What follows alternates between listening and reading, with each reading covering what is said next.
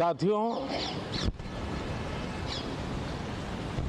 इस नए संसद भवन में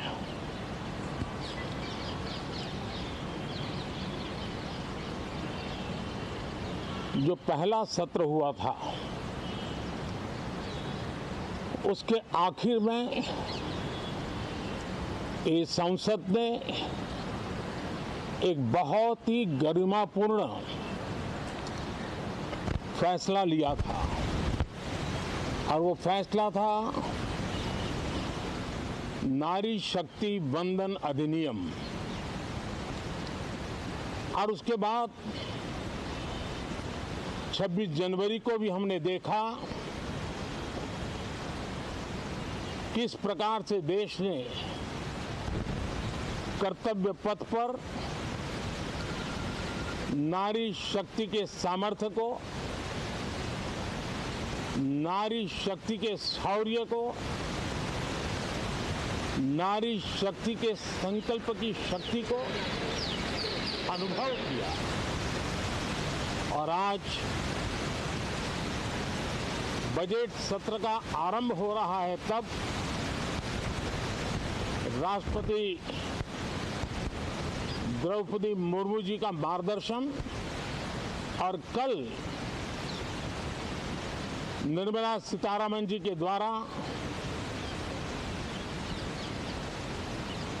इंटरिम बजट एक प्रकार से ये नारी शक्ति के साक्षात्कार का पर्व है।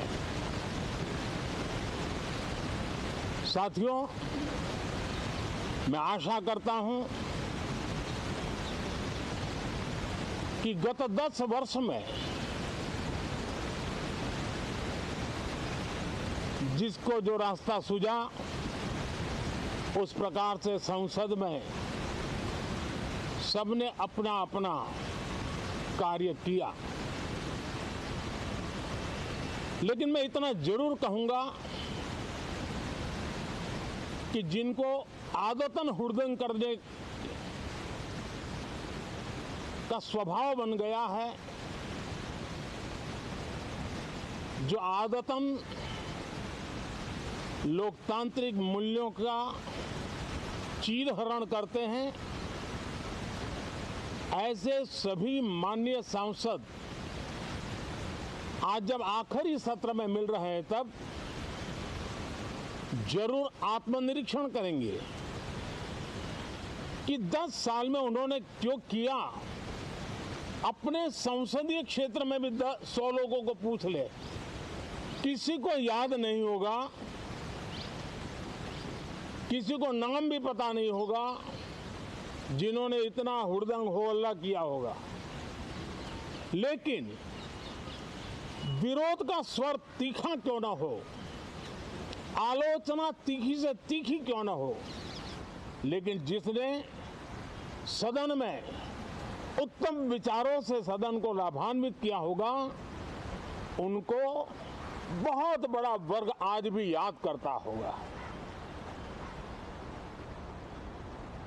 आने वाले दिनों में भी जब सदन की चर्चाएं कोई देखेगा, तो उनका एक एक शब्द इतिहास की तवारीख बन करके उजागर होगा। और इसलिए जिन्होंने भले विरोध का किया होगा, लेकिन बुद्धि प्रतिभा का दर्शन कराया होगा, देश के सामान्य मानवीय के हितों का कंसर्न दिखाया होगा, हमारे खिलाफ तीखे से तीखी प्रतिक्रिया की होगी, उसके बावजूद भी मैं अवश्य मानता हूं कि देश का एक बहुत बड़ा वर्ग, लोकतंत्र प्रेमी सभी लोग इस व्यवहार की सराहना करते होंगे। लेकिन जिन्होंने सिर्फ और सिर्फ नकारात्मकता, हुड़दंग, शरारतपूर्ण व्यवहार ये जो किया होगा, उनको शायद ही कोई याद करे। लेकिन अब ये बजट सत्र अवसर है, पश्चाताप का भी अवसर है। कुछ अच्छे फुटप्रिंट छोड़ने का भी अवसर है। तो मैं ऐसे सभी माननीय सांसदों से आग्रह करूंगा कि आप इस अवसर को जाने मत दीजिए, उत्तम से उत्तम परफॉर्म कीजिए, देश हित में उत्तम से उत्तम अपने विचारों का लाभ सदन को दें और देश को भी उत्साह और उमंग से भर दें। मुझे विश्वास है, आप तो जानते ही हैं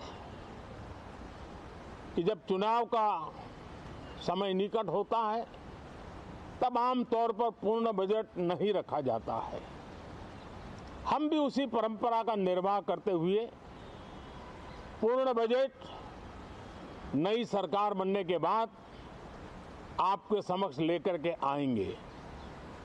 इस बार एक दिशा निर्देशक बातें लेकर के देश की वित्त मंत्री निर्मला जी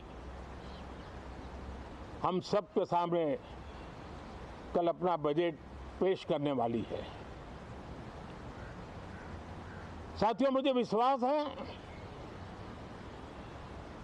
कि देश नित्य प्रगति की नई नई ऊंचाइयों को पार करता हुआ आगे बढ़ रहा है।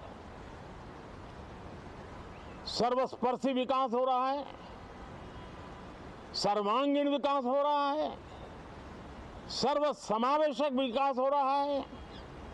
ये यात्रा जनता जनार्दन के आशीर्वाद से निरंतर बनी रहेगी।